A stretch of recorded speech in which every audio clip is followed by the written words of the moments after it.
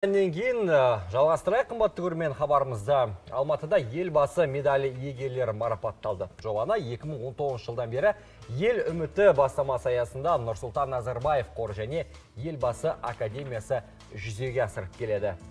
Бұл жолы Алматы шаһарында 199 қатысушы жүлдегер атанды. Олардың қатарында мектеп оқушылары, студенттер мен кәсіпкерлер де бар.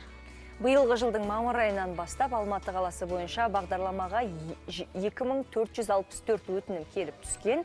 Жалпы елбасы медаліне 14 пен 29 жас аралығындағы кез келген азамат қатыса алады. Жобаны жастарды қоғам мен мемлекет өміріне белсенді қатысуға шақырып, патриоттық сезімін нығайтуға бағытталған еліміздегі ең ауқымды челлендж деуге болады. Қатысушылар спорт және денсаулық, талант пен дағды, кітап оқу, туризм және еріктілік секілді 7 бағыт бойынша өздерін дамыта алады.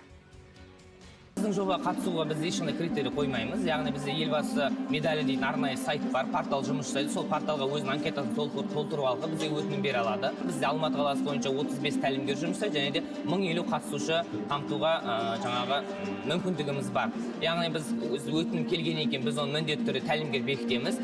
Тәлімгермен ол кісілер қатысушы сөйлесу арқылы өздерінің жасайды, тапсырмаларын талқылайды, сонымен қатар әртүрлі уақыт аралығындағы өздерінің жоспарларын бекітетін болады. Сол бойынша қола деңгейі бойынша 6 ай, күміс деңгейі бойынша 12 ай, алтын деңгейі бойынша 24 айға дейінгі аралықта мерзімде тапсырмалар беріліп, күндер аптасына арнайы уақыт бөліну арқылы осы медалі қатыса алады.